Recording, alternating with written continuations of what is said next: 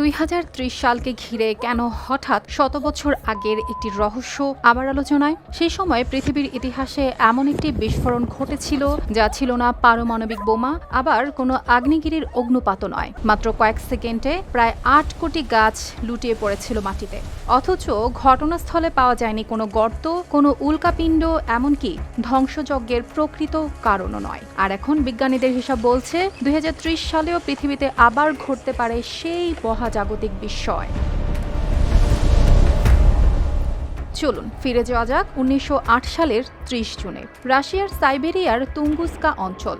সকালটা ছিল একেবারে সাধারণ। হঠাৎ আকাশে দেখা গেল আগুনে জ্বলতে থাকা এক বিশাল আলোক বল। প্রত্যক্ষদর্শীদের ভাষ্য অনুযায়ী সেটি সূর্যের চেয়েও উজ্জ্বল হয়ে উঠেছিল। কয়েক মুহূর্ত পর এমন এক বিস্ফোরণ ঘটে যার শব্দ শোনা যায় শত শত কিলোমিটার দূর পর্যন্ত।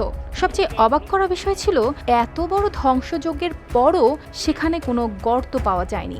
অনেকেই ভেবেছিলেন নিশ্চয়ই বিশাল কোনো উল্কাপিণ্ড মাটিতে আঘাত করেছে, কিন্তু বছরের পর বছর অনুসন্ধান করেও বিজ্ঞানীরা সেই প্রমাণ খুঁজে পাননি। পরে গবেষণায় ধারণা শক্তিশালী হয় যে বস্তুটি আসলে মাটিতে পড়েনি, পৃথিবীর ভূপৃষ্ঠ থেকে প্রায় 10 কিলোমিটার উপরে বায়ুমণ্ডলে সেটি বিস্ফোরিত হয়েছিল। বিজ্ঞানীরা একে বলেন এয়ারবার্স্ট। এই বিস্ফোরণের শক্তি ছিল অবিশ্বাস্য।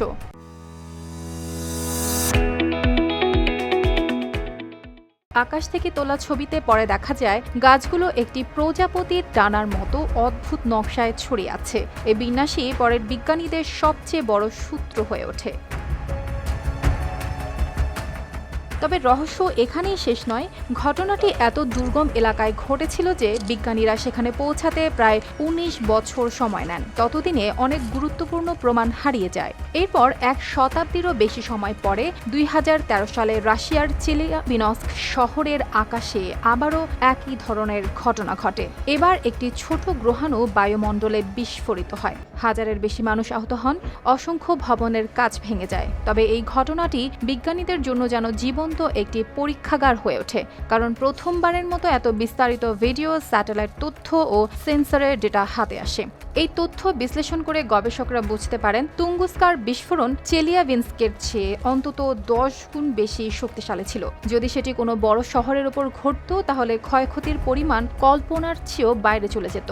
এবার আসা যাক সবচেয়ে আলোচিত প্রশ্নে। 2030 সাল নিয়ে কেন এত আলোচনা? কিছু গবেষকদের ধারণা, তুঙ্গুস্কার সেই বস্তুটি যদি কোনো নির্দিষ্ট মহাজাগতিক বস্তুপুঞ্জের অংশ হয়ে থাকে, তাহলে তার অন্য সদস্যরা নির্দিষ্ট সময় পর আবার পৃথিবীর কক্ষপথের কাছে ফিরে আসতে পারে। সেই হিসাব অনুযায়ী সম্ভাব্য একটি সময় 2030 সালের জুন।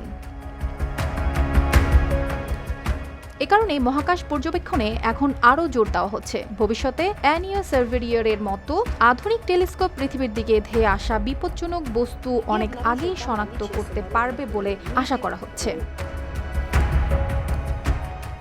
অর্পিতা জাহান, RTV।